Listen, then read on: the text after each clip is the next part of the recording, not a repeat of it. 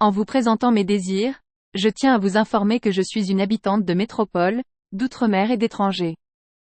J'aimerais commencer en exprimant notre gratitude à nos concitoyens qui continuent de nous protéger, de soigner, d'aider et d'assurer la continuité de la vie de notre pays. Nous pouvons passer ces moments chaque année en famille et avec nos proches. Je veux également exprimer ma gratitude à ceux qui sont malades ou qui resteront seuls en ces moments. La guerre en Ukraine continuera en 2023.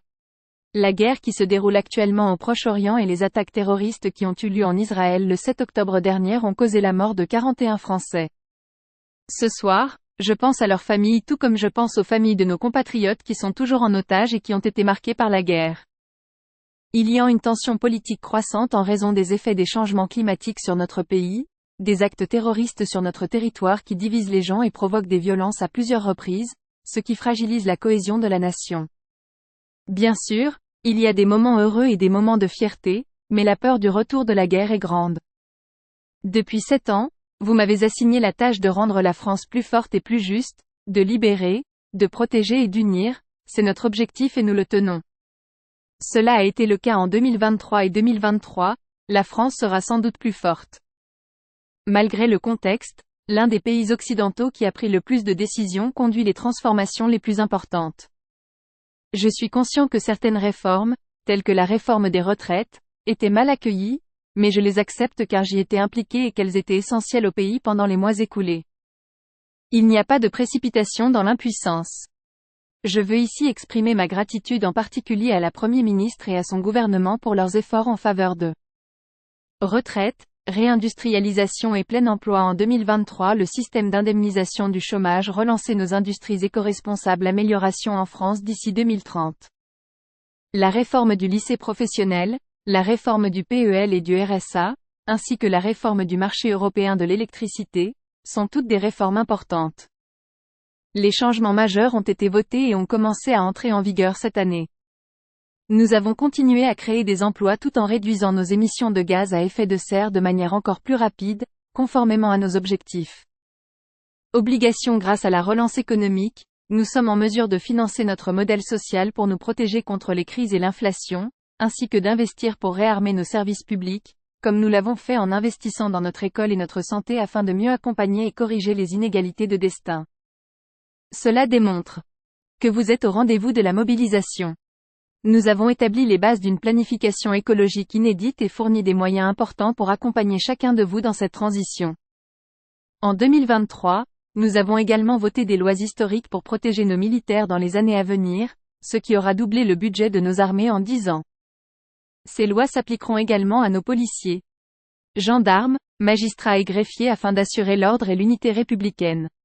Nous continuerons de rétablir l'autorité par où elle manque face aux incivilités et aux crimes. Il s'agit de combattre les passeurs et l'immigration clandestine tout en améliorant l'intégration de ceux qui ont l'intention de rester sur notre territoire, tels que les étudiants, les chercheurs et les travailleurs. Je suis conscient des impatiences de ces personnes et je suis prêt à les partager, même si les premiers changements sont visibles et que vous souhaitez que nous faisons ce que vous souhaitez. Pour atteindre cet objectif, l'année 2024 doit être une année de détermination à agir dans l'intérêt de la nation.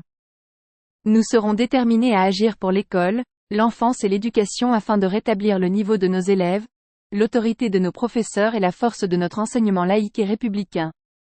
Après le réarmement économique, le réarmement de l'État. Chaque génération sera déterminée à renforcer notre République en luttant contre la délinquance, en attaquant plus fermement les discriminations et en permettant des progrès concrets pour l'égalité entre les femmes et les hommes dès la petite enfance pour nos compatriotes en situation de handicap, car la France est une culture, une histoire et une langue des valeurs universelles qui sont enseignées dès le plus jeune âge. Nous devrons faire tout ce qui est en notre pouvoir pour atteindre notre objectif de plein emploi. Il est important de continuer à innover et d'attirer des talents tels que les entreprises et de produire davantage en France. Ainsi, nous nous engagerons l'année prochaine dans des projets de pointe dans les domaines du nucléaire, de l'intelligence artificielle et du transport afin d'avoir 10 ans d'avance par rapport à 2017. En 2024, nous aurons à accélérer encore nos efforts et à simplifier considérablement la vie des entrepreneurs, des agriculteurs et des commerçants.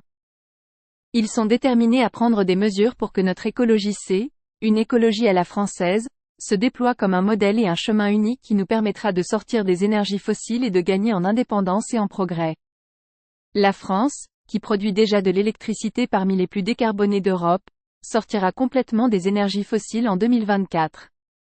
Du charbon d'ici 2027, et c'est cette même lutte que nous mènerons à l'échelle mondiale, notamment pour établir un pacte entre les peuples et la planète. 2024 est l'année de la détermination de l'efficacité des résultats, et j'aurai l'occasion de vous dire comment notre pays surmontera ces défis dans les semaines à venir. Chers citoyens, il est impératif de prendre des mesures. Il est de notre devoir d'agir en faveur des générations à venir, c'est pourquoi je serai toujours à l'écoute de ceux qui travaillent pour le bien de la nation, et jamais de ceux qui s'abstiennent de dire la vérité pour justifier leur inaction. Cependant, ceux qui optent pour les calculs électoraux, les petits accords ou leurs intérêts personnels doivent continuer à réarmer le pays afin de faire face au dérèglement du monde. En 2024, nous devrons prendre des décisions importantes, nous devons choisir une Europe plus forte et plus souveraine en respectant l'héritage de Jacques Delors, une Europe qui contribue à la paix au Proche-Orient et sur notre propre continent en continuant à soutenir le peuple ukrainien et avec lui notre sécurité, notre liberté et nos valeurs. Vous devrez décider de poursuivre cet réarmement de notre souveraineté européenne au mois de juin prochain en réponse au danger d'arrêter la Russie et de soutenir les Ukrainiens ou de céder aux puissances autoritaires en Ukraine.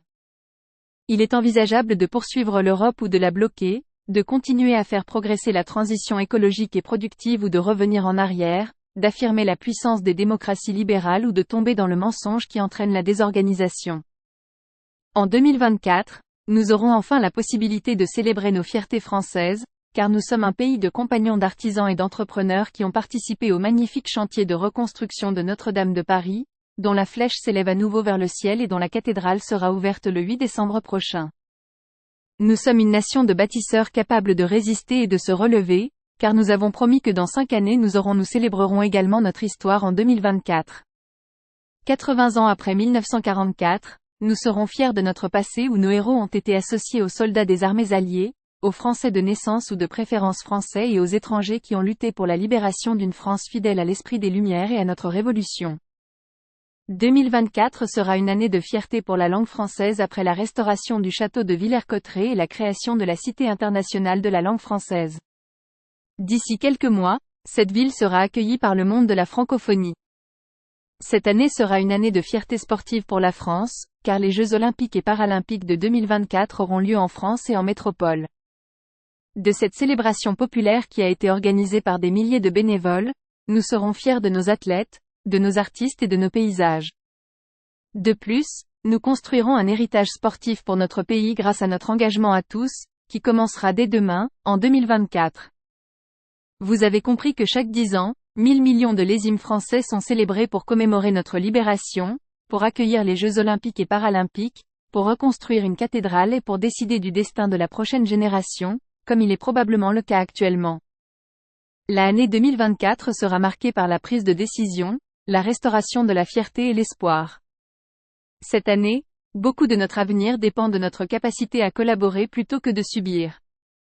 Notre histoire nous montre que la détermination de certains individus peut anéantir toutes les contingences. Par conséquent, nous devons continuer à collaborer et à dépasser les divisions corporatives.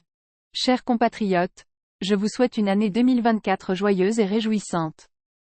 Afin que la France puisse s'unir, agir et resplendir pour être digne de la splendeur indéfinissable des grandes entreprises, car c'est nous qui vivons la République.